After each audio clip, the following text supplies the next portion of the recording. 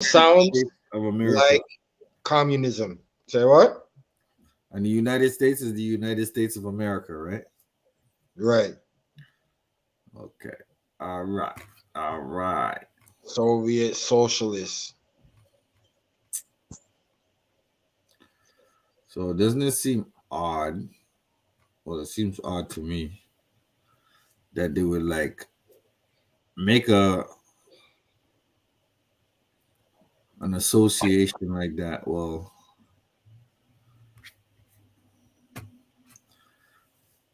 like put it in those terms. Why didn't they just call themselves something totally different than biting off what the US had going on, you know? Right. Because the US is the United States of America. And then the Soviet Union will be like the United States of Russia, right?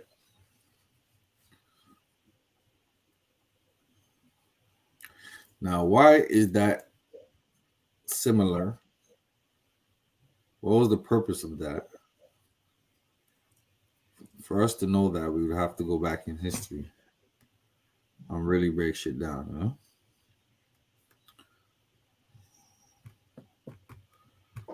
So the Soviet Union started back in what?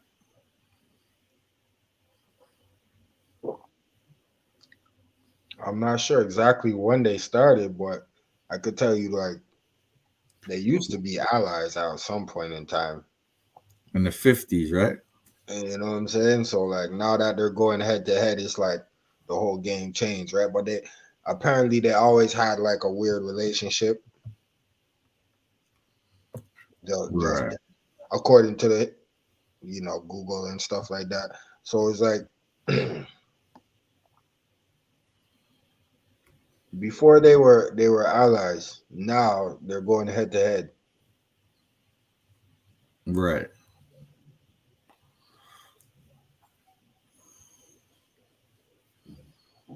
The 30th anniversary of the fall of the USSR was in 1991. Right. Well, how did they fall? It's because what they got teamed up on, no?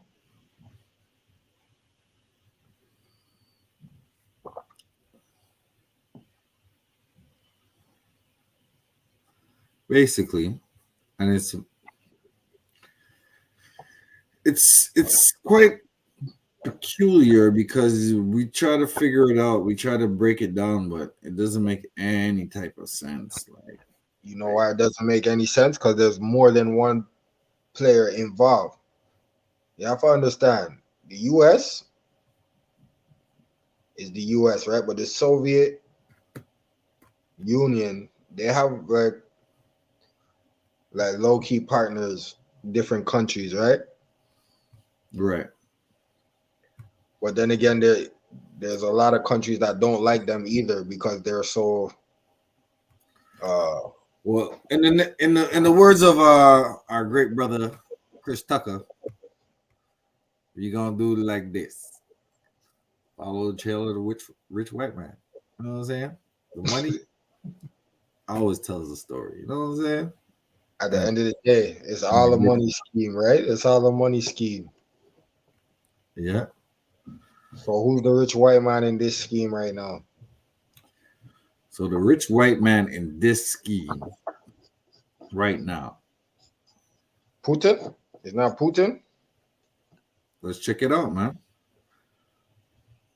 I got something called the Soviet Economy Explained. Let's check it out. Ah, At the early access tier. money clear. Early access members get to see a large backlog of videos queued up and waiting to be released to the public, like this one. Right now, there are over 20 videos in early access. So head on over to the Patreon page and take a look. I deeply appreciate anything you'd be able to sign up for. Thanks, and on with the show. Now, before we get started, I want to know, this is not a video about the breakup of the Soviet Union. The two topics are somewhat linked, but it would take another video to go through all the political observations and theory from historians. Not to mention that the Chinese have their own theories on the matter too. It's a whole rabbit hole. This video is going to be long enough as it is, so let's just talk about the money. Before we can talk about the economy of the Soviet Union, we need to look at the economy of the country that came before it, the Russian Empire. In 1913, the Russian Empire was the world's biggest country and ranked third in population after China and India.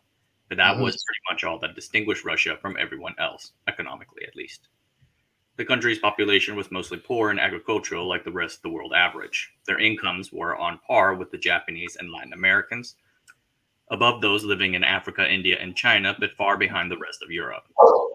Then came World War I, an all-consuming war that strained even the richest of Europe's empires. The United Kingdom spent 40% of its GDP on the war, France 50%, and Germany 60%.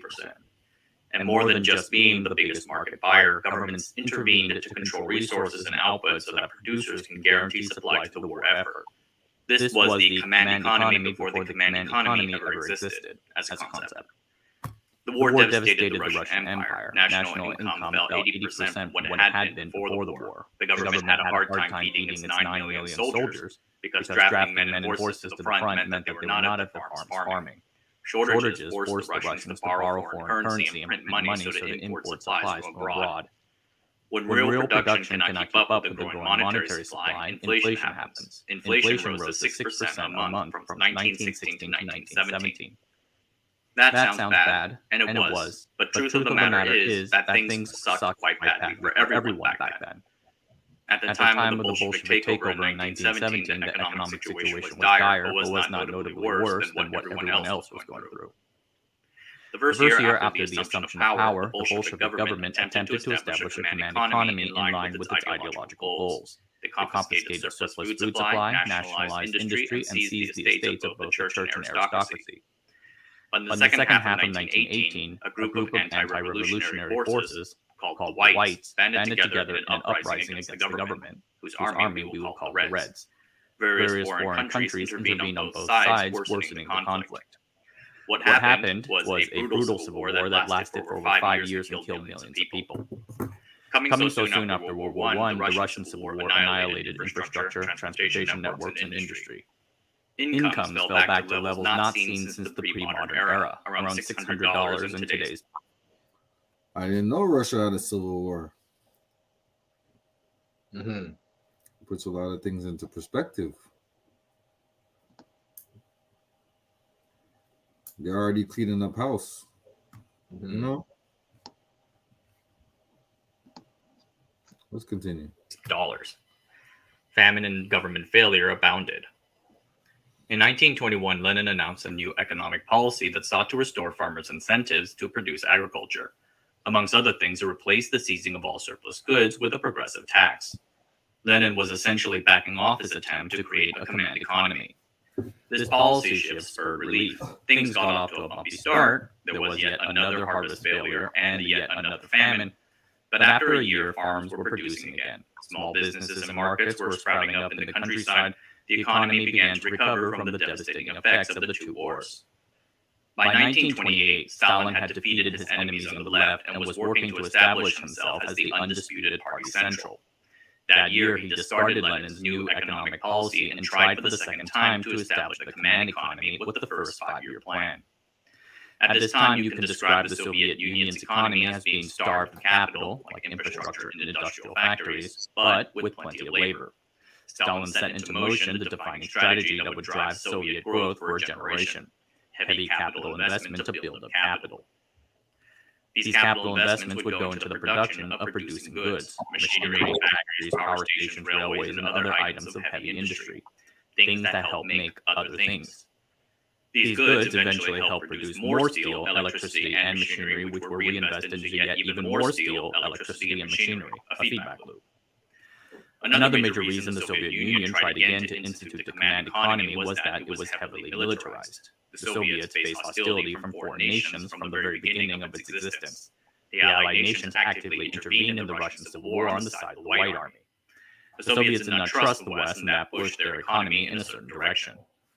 The Soviet military's outsized influence in the Soviet Union will have significant consequences. It forced the Soviet economy to build tanks, guns, aircraft, explosives, and other items of militarized heavy industry. This permanent war economy threw a veil of state secrecy over economic central planning and prevented open, transparent discussion. And, like a guy who only lifts with his right arm, it sucked away resources from the rest of the economy. Stalin's drive pushed the investment rate from 8% in 1928 to 20% in the mid-1930s. Massive government investment became a cornerstone of the country's economy. The whole country was oriented toward this goal. The productivity of this investment, however, varies. Some of it was genuinely helpful, but there was a lot of wasteful, unproductive, and impractical infrastructure built. Building the biggest dams in the world for the sake of economic output while the people go hungry due to a lack of food production has questionable value. One major event throughout this time period was collectivization, the replacement of individual peasant farms with collective ones. Peasants lost their land, grain, and livestock. Those who resisted were exiled or executed. Famines broke out in Ukraine, Kazakhstan, and Siberia. It sucked. The significant human impact and loss demands that we at least briefly mention it here. Collectivization and the famines that resulted from it cost the lives of millions. Yet, I would argue, had little impact on the Soviet Union's economic outcomes. It did spur people to migrate from the countryside into the city to take jobs in the industrial sector, which fueled the investment drive, but I can't really say that that outweighs the famines, oppression, and whatnot. It is more likely than not that collectivization damaged the economy's other growth engines, the ones that were actually working. That's the cruelty of the whole thing. My personal view is that the economy of the Soviet Union would have been better off without collectivization. After all, look at China's urbanization drive in the 1990s. But both sides continue to debate the issue, and it remains controversial. Back to the numbers as best as we might have them. From 1928 to 1970, gross national product rose in excess of 5% a year. A big portion of this can be attributed to the accumulation of capital, the most critical growth engine. But agriculture and overall productivity rose too. Out of all the countries in its starting peer group, only Japan would grow faster and get richer than the Soviet Union. World War II and the decades that followed would see the peak of the heavy industrial quote-unquote producer goods production cycle. But as the country moved into the 1960s, the government sought to reorient the economy towards the production of consumer goods. Nikita Khrushchev declared in 1956, "Now that we possess a powerful heavy industry developed in every respect, we are in the position to promote rapidly the production of both the means of production and consumer goods." The Soviet high leadership knew that their right arm was way too overworked and they needed to pump with their left. That is for several reasons. First, the engines that drove the Soviet economy for so long were starting to sputter. When Stalin began his drive, there was substantial unemployment in the agricultural sector, a shortage of capital, and a surplus of labor. Simply by moving these unemployed people, and later women, into the industrial workforce, they became more productive and the economy grew. But sometime in the 1950s, that agricultural unemployment situation ended. All the laborers had been moved out of the farms into the factories, and virtually all the women had been moved into the workforce. 51% of the Soviet workforce in 1973 were women. The old heavy industry growth model stopped working, and the Soviet Union realized that they had little to replace it to drive future growth. Except for one thing, but we will get to it later. Out in the agricultural space, the farms were now underperforming from underinvestment and bad management. Yields were worse than in any other European country. This had forced the Soviet Union to invest capital resources into mechanization drives and other modernizations to try and produce enough food to feed the burgeoning urban populations. Furthermore, it's a bit ironic to say this, but the Soviet Union, the biggest country in the world, had relatively little farmable land. This is especially in comparison to the United States breadbasket. The government attempted to create new fertile farmlands, but this effect was limited and had horrible environmental consequences. In fact, it was a huge waste. Short-term thinking to meet short-term output goals. The most infamous example would be the draining of the Aral Sea, a lake shared by Kazakhstan and Uzbekistan, to grow cotton. Once the fourth largest body of water, the sea shrank and died from inefficient irrigation, the overuse of fertilizer, and a lack of intelligent agricultural methods. The Aral Sea is today an environmental disaster. In the industrial factories, Soviet equipment was far behind the cutting edge and was getting older by the second. The Soviets were great at putting new capital equipment into the factories. They were not as good as retiring and replacing it. In 1970, 28% of all equipment was older than 10 years. By 1980, that number would be 34%. The average piece of equipment was 8 to 9 years old. There were a couple reasons for this. First was that doing so would often require a work stoppage. For plant managers, that risked the potential of missing a production quota, a difficult prospect. And when they did risk it, they often tried to refurbish the existing equipment rather than starting from scratch. A major drive in the 1960s to refurbish everything was a disastrous waste. Japan would take the other path when building up their steel industry after the war, starting over from scratch. It worked. By 1985, the country was the most efficient steelmaking country in the world. The second reason why the Soviets never upgraded their equipment, nothing more technologically advanced was made available to them. The Soviet Union employed fantastic minds and pioneered incredible sciences and technologies. I want to do a future video about their advancements in computer chips. And they landed on Venus, for Pete's sake. One does not simply land on the surface of Venus. The problem was that almost all of these advancements happened within the military and government sector. That meant that it was a state secret and did not see the light of day in the civilian sector until after many years. One of the better things about the American military industry complex was the technology spillover effect. New technologies and ideas came out of the government and are released to private entities who do something cool with it. GPS and the internet are famous examples. This never happened in the Soviet Union, being an economy centered on military capacity buildup. The military only tightened its grip on the economy as foreign tensions rose throughout the 1980s with Afghanistan and the rise of Reagan. It is why a massive technological gap opened up between the US and the USSR civilian sectors, despite the USSR's seemingly advanced science capabilities. When Soviet urbanites wanted to buy and experience nice things, food, technology, whatever, they imported it from the West. This meant they needed to get their hands on hard currency, from where such a thing can be found. So, with the agricultural, industrial, and consumption goods sectors all struggling, the government turned to the only thing that really seemed to have worked: natural resources. The Soviet Union, in its final years, fell into a deep resource trap. The country was blessed with amazing amounts of natural resources, massive oil and gas fields, rich iron ore and coal mines, but by the 1970s, the ore mines were aging. The government, dependent on the hard capital these exports brought to them, threw good money after bad to dig deeper and get more of these dying mines. In the case of the oil and gas fields, external forces delayed the reckoning a bit. In 1973, the Organization of Arab Petroleum Exporting Countries launched an oil embargo of countries believed to support Israel. Oil went from $3 to $12 a barrel. That actually mattered back then. I'm just letting you know.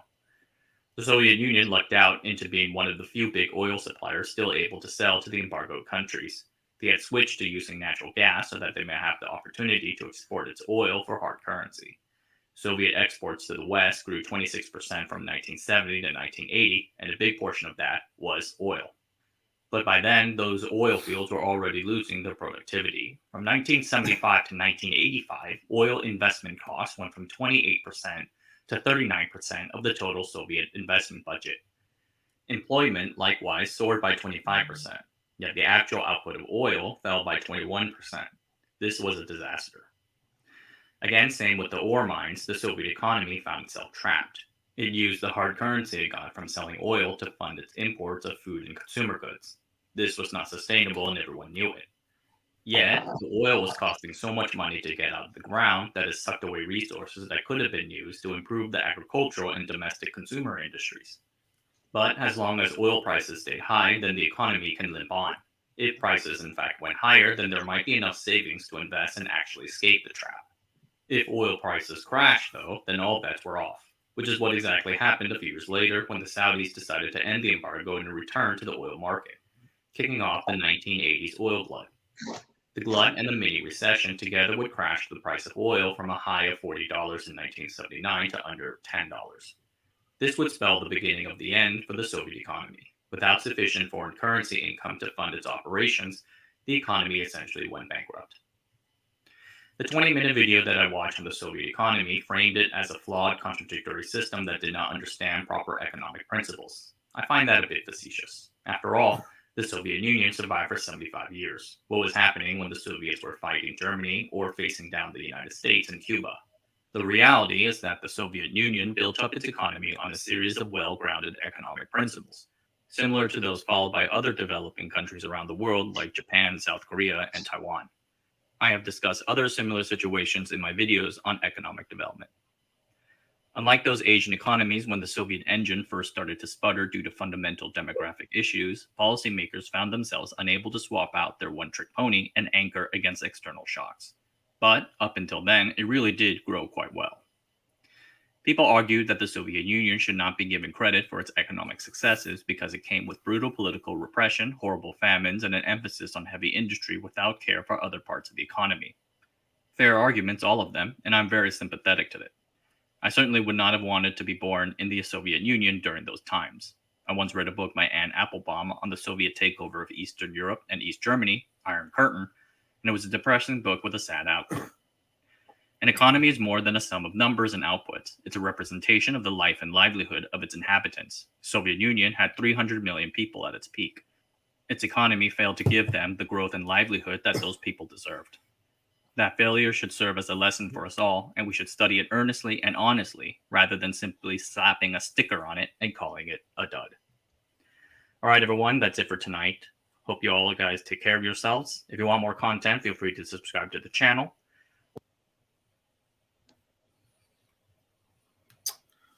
So that's serious right there.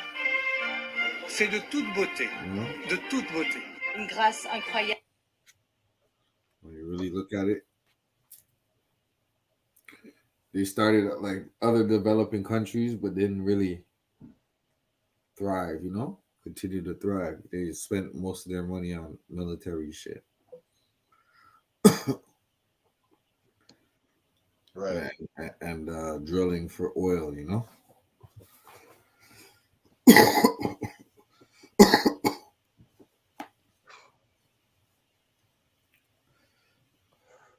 So what do you think it is, bro? Break it down. So that's the thing, You got two states that don't like each other.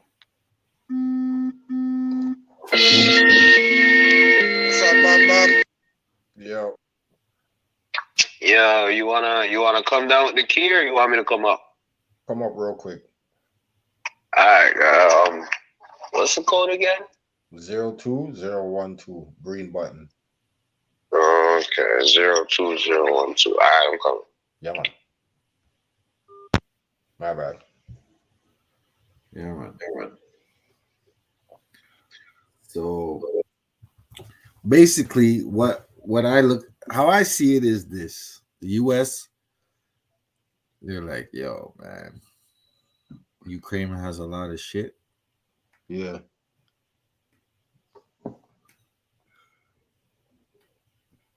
And we want to show Putin that we don't fuck with him. You know what I'm saying?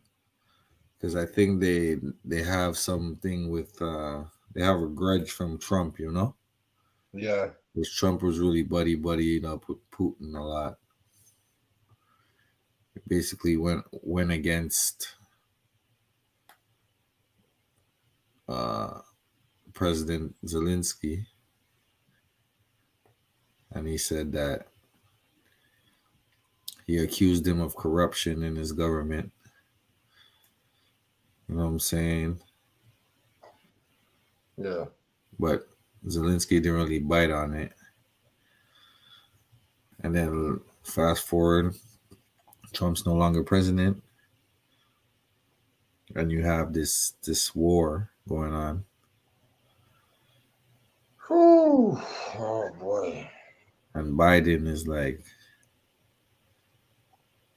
well, we don't fuck with you anyway because you sided with Trump. And we have interest in the Ukraine. Because I think his son was down there or something like that at a point. And I think Trump said his son was doing drugs and shit like that and all this. It was like a scandal, but it didn't turn out to be true, or I don't know. Some shit happened. So now you have Biden's campaign. And his campaign is pushing more towards clean air,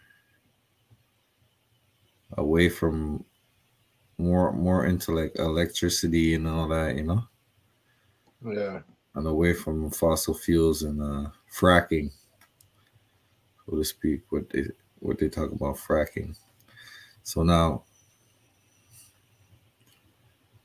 with that being one of his key components to his running, he already spent a lot of trillions of dollars, maybe, on going about doing that. So that's taken away from what the Putin and themselves, which is oil, right? Mm-hmm. But Putin and them already have a certain reserve where they sell and make money off of mandatory. So it's like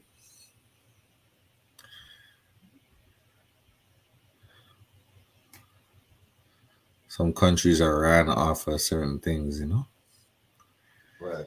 So the fact that Biden's campaign was about getting away from that and moving to something else, further the point of them moving away from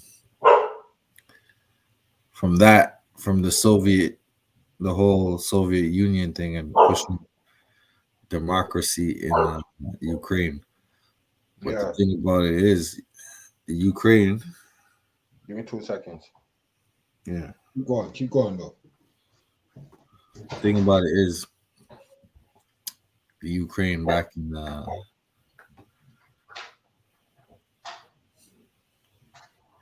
the 60s, the 40s, and World War II, they actually wanted to be a part of the Nazi regime.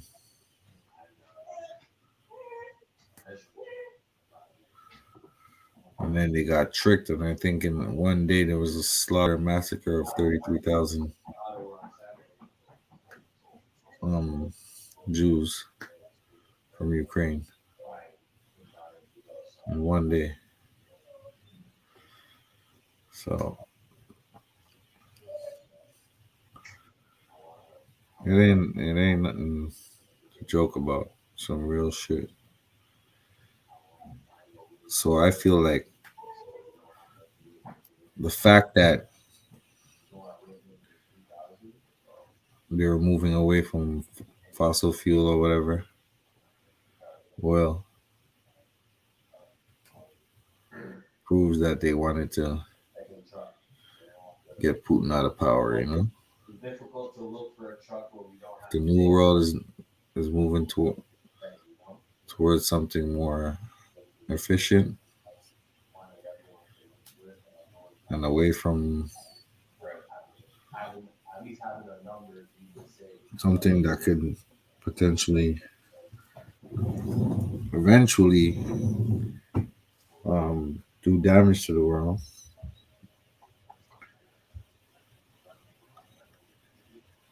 It could basically show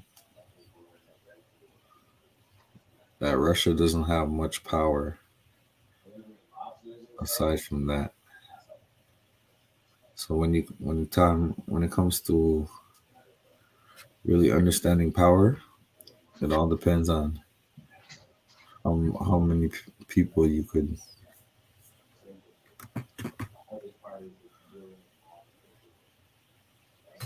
have on your same way of thinking, So it's like thought. It's a code.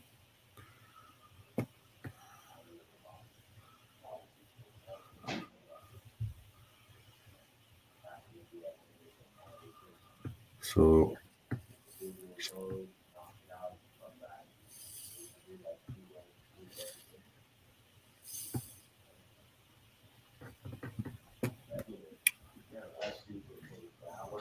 I'm gonna put a last little clip on for us to chop up Putin's rise to power.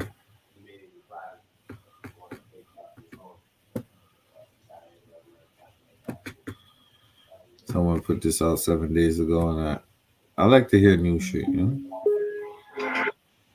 So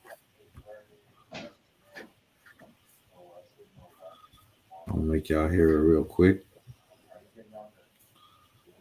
Judo master, scheming world leader, all can describe Russian President Vladimir Putin.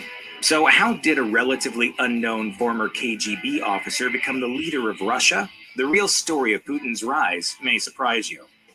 If baby Vladimir Putin's crib had been a rusty bear trap, it would seem perfectly in line with the rest of his harsh upbringing. In his book, First Person, Putin revealed that his father was a physically disabled factory worker who suffered a serious leg injury during World War II. Putin's mother swept streets, cleaned lab equipment, and did other odd jobs for meager pay. Putin and his parents lived in a tiny room as part of a shared apartment. They had no bathtub or hot water, and their toilet sat next to a dangerously dilapidated stairwell that was riddled with holes. To pass the time, Putin and his pals harassed the rats that plagued his apartment stairwell. It was during one of those rodent hunts that the future president learned a valuable lesson about the dangers of backing opponents into a corner. Putin wrote in first person, "Once I spotted a huge rat and pursued it down the hall until I drove it into a corner. It had nowhere to run. Suddenly, it lashed around and threw itself at me. I was surprised and frightened. Now the rat was chasing me." Putin got away, but the memory never escaped him. Vladimir Putin's home life was no picnic, but he more than compensated by devouring classroom time with disruptive outbursts. His official Kremlin biography depicts the early portion of his education as a period of chronic tardiness and infrequent studying. He seldom dressed properly and seemed to wear rebellion like a badge of honor. The young Putin ignored lessons, chucked chalk erasers at fellow students, and fought his gym teacher on multiple occasions. The unruly Putin's grades were middling for the most part. However, he excelled at history and German. German in particular had a stranglehold on Putin's heart. He even kept German flashcards in his chemistry textbook. Every good teacher knows there's a big difference between performance and potential, which certainly proved true in Putin's case. Behind his veneer of audacity was the beating brain of a grade A student. In 6th grade, a teacher helped him tap into his inner scholar, and his marks improved significantly. Putin's high school years were a complete 180 from his puckish primary school days. After getting accepted to a school for the gifted, he established himself as an outstanding student. From there, he went to law school and soon after joined the KGB. Most youngsters have big dreams. He looks like a little spy, don't he? Still use it for your scrap team? For their adult careers that get whittled down by reality. But Vladimir Putin pretty much brought his fantasy to fruition. From the 9th grade on, Putin knew that he wanted to join the KGB. Driven by his naive boyhood yearning, he traveled to the KGB headquarters in Leningrad to offer his services. However, officials told him to go to law school instead. He listened, earning a law degree in 1975. Evidently impressed with his follow-through, the intelligence agency offered Putin a post, which he gladly accepted. He soon went to spy school, where he honed his German skills and judo chopped his way to a black belt. In 1985, Putin traveled to East Germany to do intelligence work. The details of his exact activities are murky at best, but The Atlantic suggested he may have collected technological secrets or enlisted high-ranking government officials as part of a mission called Operation Luch. In 2017, Putin made a stunning revelation after claiming to have worked with illegal intelligence. In other words, his activities somehow involved deep cover espionage without the cover of diplomatic protections. East Germany provided a drastic departure from the brutal austerity of Soviet Russia. It had cleaner streets, good beer, and greater political freedom. Since he was now living in East Germany, Putin could pursue far finer things than stairwell rats, including trendy clothes and a car. The spy life wasn't too glamorous, but it didn't need to be when he could just knock back a cold one with a comrade or flip through a fashion catalog. However, there always comes a time when fantasies fade. Putin's rude awakening came in November 1989 with the fall of the Berlin Wall. The wall that the East Germans put up in 1961 to keep its people in will now be breached by anybody who wants to leave. Citizens had already been pouring into West Germany, but once freedom seemed assured, many began turning their attention and aggression toward the Soviet officials who had long stifled their freedom. Fearing violent upheaval, Putin desperately sought support from Moscow officials. But instead of getting the tanks he requested, Putin received a harrowing reply. We cannot do anything without orders from Moscow, and Moscow is silent. The words were deafening. Communism had been cornered, but instead of ferociously defending itself, it surrendered without a single squeak. Soviet influence is collapsing before his eyes, and he calls home. He radios home, and home isn't there. The Atlantic succinctly summarized how this influenced the disillusioned spy. Putin learned that his future activity in the KGB or otherwise could not be guided by blind loyalty to an ideology or to specific political leaders. His loyalty had to be to the state itself. After crashing to earth from his communist cloud, Vladimir Putin wanted to create a system grounded in nationalistic fervor and subservience to ruling institutions. During his first stint as Russian prime minister, he fleshed out that vision in a 1999 document titled Russia at the Turn of the Millennium. Commonly referred to as the Millennium Manifesto, the document presented Putin's reading of Russia's past and future prospects. In the document, the then prime minister primarily attributed Russia's history of political upheaval to a divided populace. Denizens had grown overly enamored with foreign concepts like free speech and individuality. For Russia to take its place in the pantheon of great nations, citizens needed to unite under a muscular central government. Rather fittingly, 2 days after unveiling his manifesto on Russian destiny, Putin became president. 10 years separated the fall of the Berlin Wall and Vladimir Putin's ascent to the Russian presidency. During much of that intervening period, Putin was a relative unknown, and once he became known, he aroused little confidence among political experts. Even when Boris Yeltsin promoted Putin to prime minister in 1999, analysts largely agreed that the upstart would have limitations as far as what he could accomplish. Putin's track record up to that point was fairly barren. After serving briefly as deputy mayor of Leningrad, Putin worked under President Boris Yeltsin between 1998 and 1999.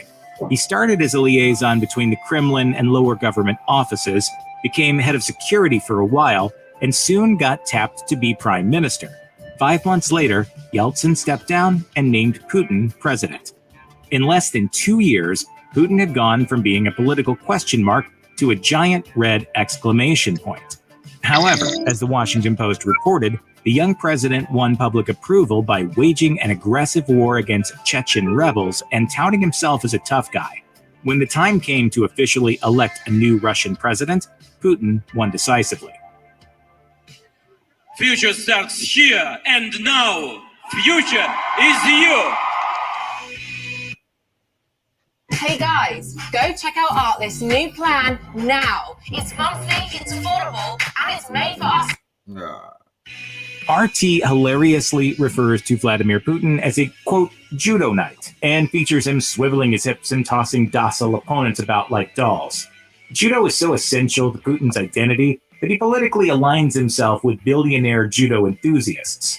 Some have even referred to his inner circle as a judocracy. According to Newsweek, this Putin views judo as a philosophy that teaches self-control, the ability to feel the moment, to see the opponent's strengths and weaknesses, to strive for the best results.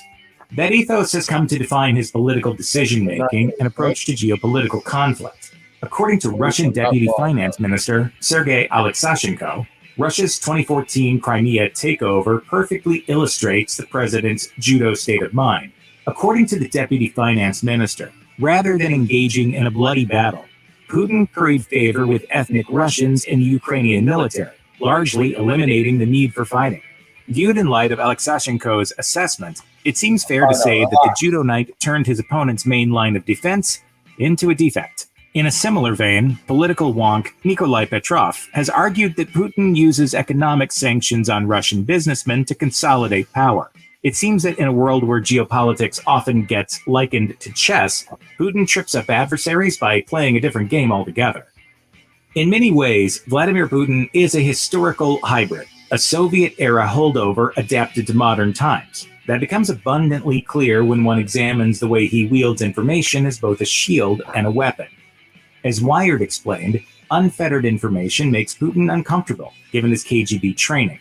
For years, knowledge was what you stole or withheld from others, not something you nakedly shared with the world. Moreover, the collapse of the Soviet Union coincided with increased internet access and intellectual independence. In Putin's mind, it was a sign that society had veered off course and needed correcting. As president, he resolved to return Russia to a kind of pre-knowledge state. Initially, Putin limited his focus to controlling television and newspapers, unaware of the internet's true transformative potential. Then, 2011 happened. That year, oppressed Arab citizens lashed out against their governments in response to damning documents released by WikiLeaks. Social media sites like Facebook and Twitter helped fuel the uprisings. Tunisia's government toppled. Either this is the first Arab revolution of the 21st century, or it will be brutally suppressed. In Russia, accusations of electoral chicanery spurred voter unrest. But unlike Moscow in 1989, Putin refused to stay silent. It was time to drop the hammer, and also the sickle if need be. In 2012, the Kremlin began quashing unwanted websites and sent internet trolls after bloggers and journalists who criticized the regime. Naturally, hacking became a technological trump card. Despite ruling Russia for the better part of 20 years, Vladimir Putin has remained unreadable as ever to presidents and pundits alike. It's almost as if a former Soviet spy with a law degree and a strong dislike of political transparency has been running the show all this time. And what a show it's been. New York Times contributor and longtime Russia correspondent Stephen Myers spent years observing the workings of the Kremlin and offered a few insights on what makes Putin so impenetrable. Unsurprisingly, Putin keeps the media on a tight leash and himself on an even tighter one. During interviews, he answers controversial questions with cautiously worded equivocations, always sure not to paint himself into a corner. Aside from heavily scripted press conferences and choreographed public engagements, most of what he does goes unreported. Meanwhile, the slightest hint of criticism from any public figure gets swiftly snuffed out. Putin also puts up a technological wall, though not necessarily in the way that you think. In a 2014 Time article, Simon Schuster argued that the ex-spy's aversion to using modern technology has made him incredibly difficult to tap. He doesn't use a cell phone. He owns a computer, but avoids using the internet. Additionally, Putin gets his news delivered directly by intelligence officials via folders and paper documents. It goes without saying that the president of Russia is extremely tech-averse. Vladimir Putin's life has spanned an absurd number of historic events. He was born 5 months before Joseph Stalin's death. He witnessed communism's collapse firsthand and inherited his first presidency from the Soviet Union's last leader. Furthermore, Putin literally reshaped another country by taking one of its territories. Given his seemingly forever long reign, many have wondered, when will Putin retire from politics? In 2014, Russian reporters asked the president point blank whether he intended to change the constitution to make his reign permanent. Putin responded that changing the constitution would be, quote, detrimental for the country. He also added that he had no intentions of doing it. The Independent noted that Russia's constitution prohibits presidents from having more than 2 consecutive terms.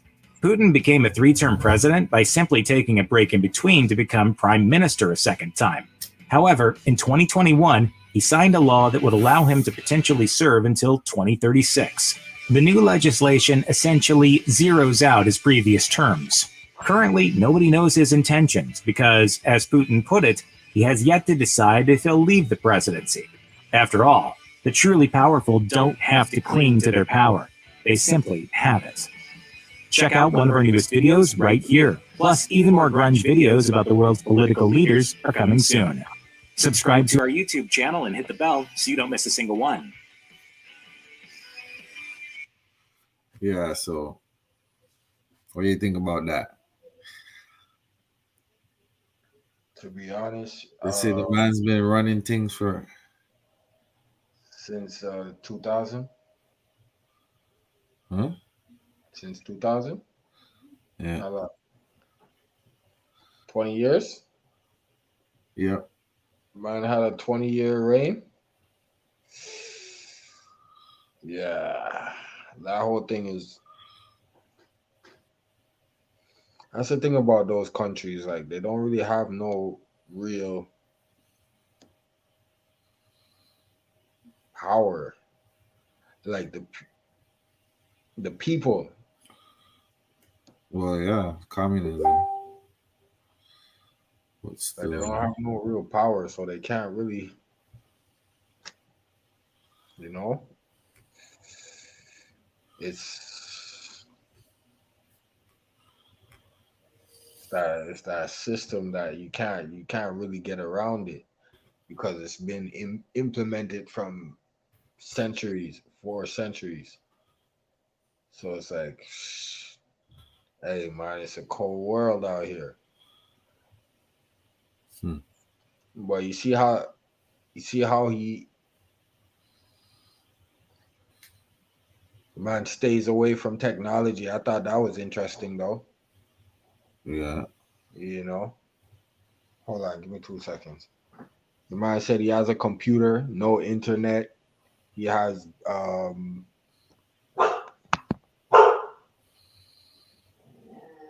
did it oh yeah, they said he gets his information from from secret services. Like he doesn't I guess use the internet because that's where you would probably usually get your information. But yeah. I thought that was interesting stuff. The man's like ignorant to the technology. He said he stays away from it. Right.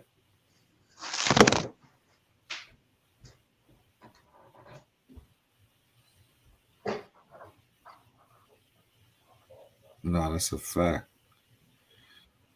You stay away from that technology, it's hard for them to get through to them, you know?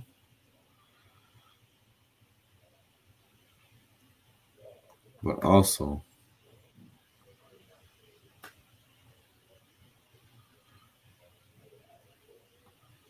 that little documentary was done 7 days ago.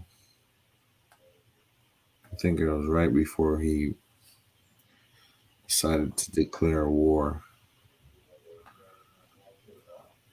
on Ukraine. My heart goes out to the people of Ukraine, the kids that passed away, you know?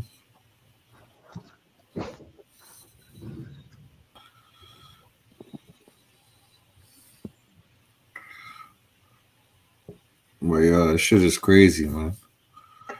I heard black folks were the last to get on the trains. I heard there's some Africans that went to Poland and got beat up and all this shit. I'm like, what the fuck? Oh yeah. Poland is serious like that, eh? I mean, all them countries are serious like that, but it's a different kind of racism out there. For real. I mean, Yeah, no, and it's like they don't give a shit. You know? Right.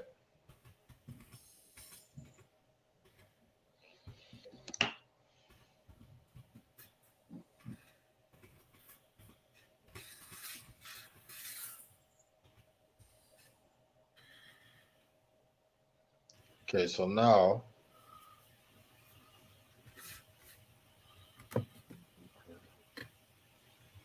the forces have operated in or launched attacks against but do not control Russia.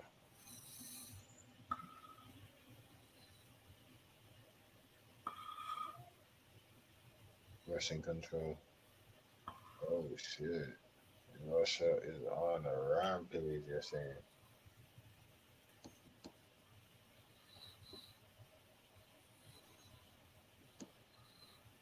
You're bombing civilian places and shit. You So know? wait, do we know what his end goal is, man? Like, what's he trying to do out here?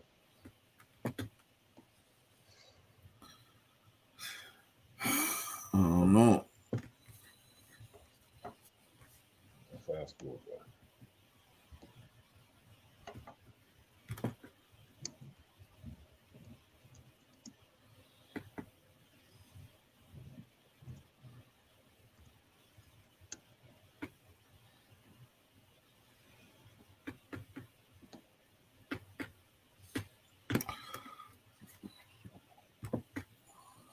It's messed up, man. You know? All these black people So previously, when we were using spreadsheets, my bad, job. Students stuck in Ukraine are accusing officials of discriminating against them and pushing them back from getting to the border. Videos have been posted on social media said to show black people being prevented from boarding a train and left stranded at a railway station in Lviv as Ukrainians were allowed on. Others said they were turned back from the border and were even being shot at.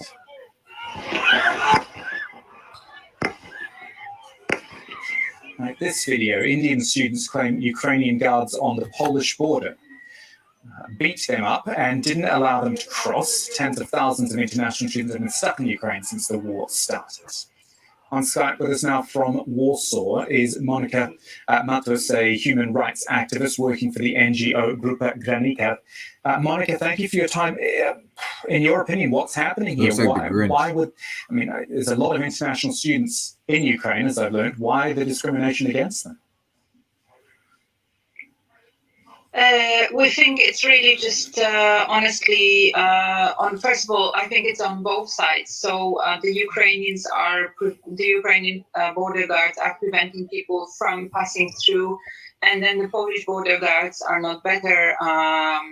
In this case, they are also actually stopping people and not letting them in.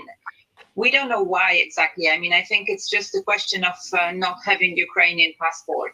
We hear about students from African countries, from India, from many other Asian countries.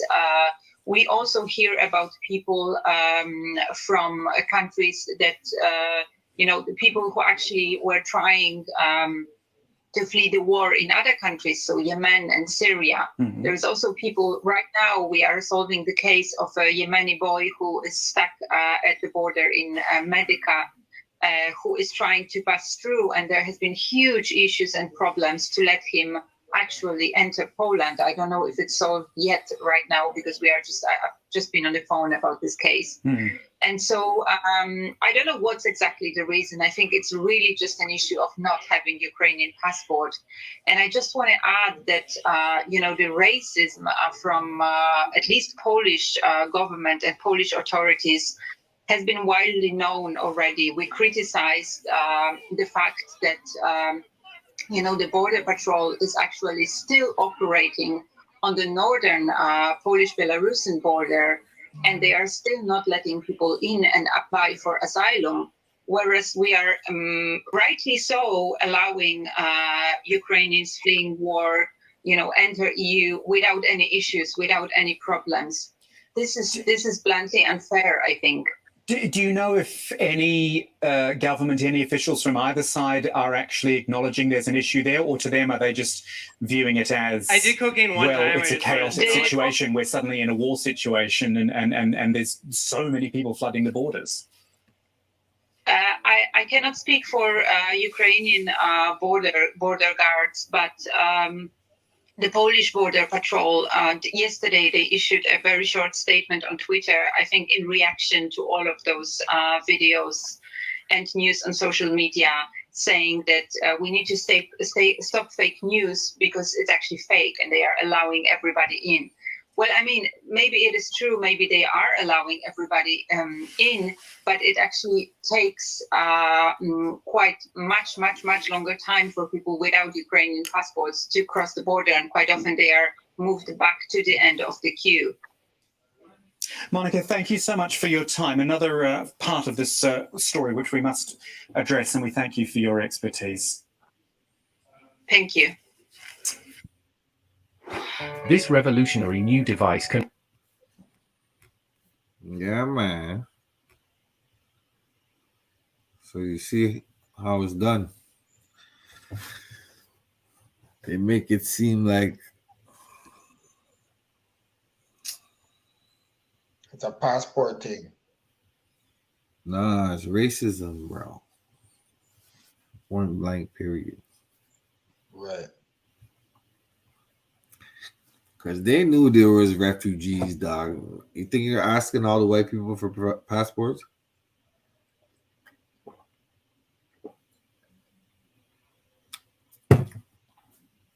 You know? But it's like this. Racism got him there. So how you expect racism to get him out, you know? That's the bottom line. That's a cold fact, bro. I want them all to leave. But who's gonna go get them? You know what I'm saying?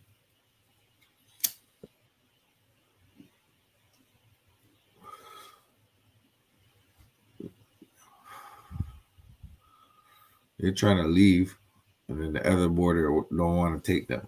What the hell is that?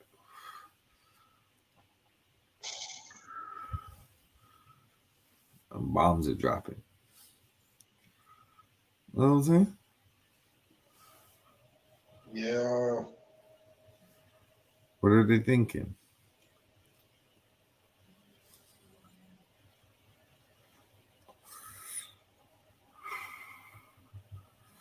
And then on the other hand, Ukrainians are going to Ukraine to fight too. Right. And their children some kids died and shit. It's like crazy. For what? You know? Crazy. And the crazy part is Putin has like Moscow, he has the whole Russia period, like just watching what's happening, you know, like he's basically making it like a show for everybody. Right, So right. What's let me put one more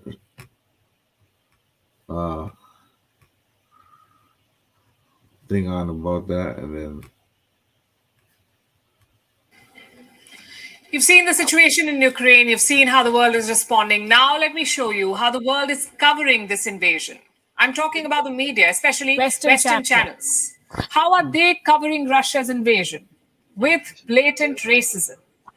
Let me say something at the outset. As journalists, we do not filter hardships and pain. We do not see caste, color, or gender. And we have stuck by this principle. When the Taliban stormed Kabul, we stood with our guns. When Ethiopia attacked its own people, we questioned them. When unarmed black teenagers were gunned down in the US, we joined the outrage. Today, we are doing the same. We see the plight of the Ukrainian people, and we have reported on their hardships. But what about the Western media? They too are reporting on the crisis, on the war, on the refugees. But they do not see hardships. They only see race, the color of your skin, the color of your hair. Let me show you exhibit number 1. This exchange happened on the BBC, the so-called guardian of unbiased reportage. Listen to how their panel describes the refugees from Ukraine. It's very emotional for me because I see European people with blue eyes and blonde hair being killed. People with blue eyes and blonde hair. That is why the so-called expert on the BBC is emotional, not because the people are homeless, not because their country is being invaded, but because their hair is blonde. On social media, a lot of people are defending the BBC. They say it's a guest, not their anchor. Let me take you back to September last year. Another guest speaking on the very same channel, South Asian expert Christine Fair. She called out Pakistan's links with the Taliban. Do you remember what the BBC presenter did? She shut her down. She said it was violating the channel's unbiased coverage. So exposing terror links is a violation. Blatant racism and white supremacy is fine. Gold standard indeed. Now for exhibit number 2, NBC News from the US. Listen to this. These are not refugees from Syria. These are Christians, they're white, they're very similar. Very similar to us. How so? Because the Syrian refugees are Muslims, their skin is darker, their hair is not blonde. So Europe does not want them. And remember, this is not being said at some white supremacy cult. This is happening on live television. Exhibit number 3, CBS News, another American broadcaster. Their reporter is appalled by the war, not because there is death and destruction, but because it is happening in Europe. like Iraq or Afghanistan, this is a relatively civilized, relatively European city where you wouldn't expect that or hope that it's going to happen. So Iraq and Afghanistan are uncivilized countries. Their people are uncultured. Their regimes are irresponsible. So they deserve war. They deserve hundreds of bombs and years of occupation. What about Ukraine? According to CBS, no. Ukraine does not deserve war or hardships because Ukraine is civilized. And now for the final exhibit. This one is not from the West. It is from Al Jazeera in Qatar. This anchor simply cannot comprehend the idea of European refugees. What's compelling is just looking at them, the way they're dressed. These are prosperous, I'm loath to use the expression, these are prosperous middle-class people. These are not obviously refugees trying to get away from areas in the Middle East that are still in a big state of war. These are not people trying to get away from areas in North Africa. They look like any European family that you would live next door to. That reporter is confused about the refugees. They look middle class. They look like Europeans. How is something so bad happening to them? Well, this is what systemic racism looks like. Do you remember the 2015 refugee crisis? Around 1.3 million people sought asylum in Europe. Most of them were from Syria, Afghanistan, and Nigeria. Do you remember how the West reacted? They shut their borders, they herded the refugees like cattle, and they branded them as terrorists. Back then, Western reportage was quite different. Let me show you what the BBC did. They prepared 7 charts depicting the refugee crisis. Let's focus on chart number 5. Which European countries are most affected? Now remember, this war was in West Asia. The bombs were dropping on West Asia, but this was the BBC's big concern. Which European countries are most affected?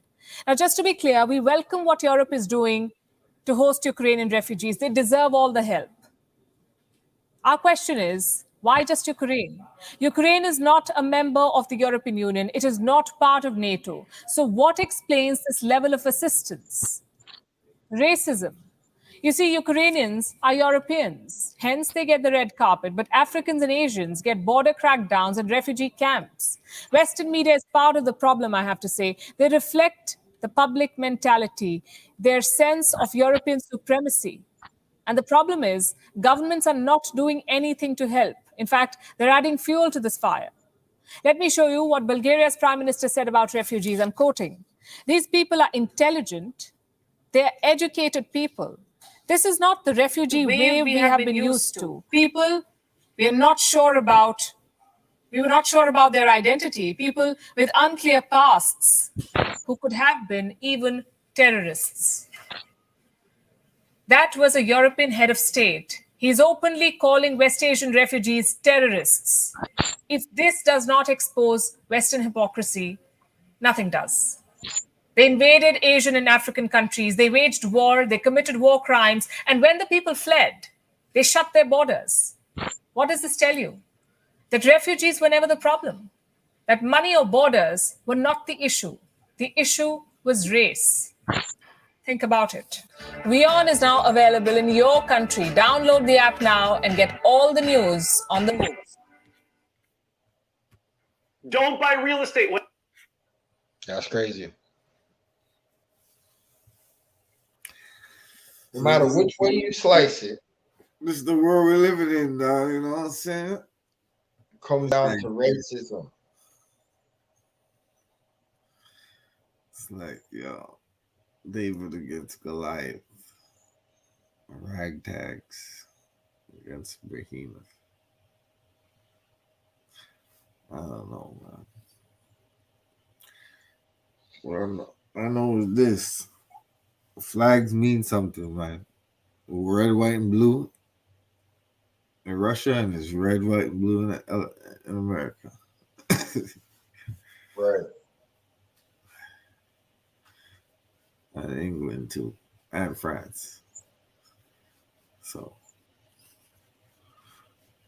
a whole lot of other countries.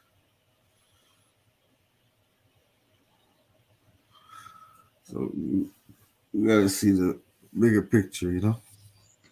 Right. But I ain't trying to stay out here too long, you know what I'm saying? I just want to chop a little little game with you on that one, man. You know what I'm saying? Yo, the world we're living in is crazy right now, and it's very blatant and plain to see that they just want to strong arm some territory and take over whatever sources they have in that territory, and they're doing what they got to do it. Yeah. It feels like they ain't gonna stop until they get where they want to go. It's propaganda on both sides, and that's it. Right, exactly. So let's get smart. Let's get equipped and continue to fight white supremacy, because that's the biggest war there is, you know? Trying to replace the system of white supremacy with a system of justice. You know what I'm saying? It's your boy Mike Mizzo. You know my slogan. Keep it real in the field. And fuck how they feel. I'm out. Hold down, cuz. Peace.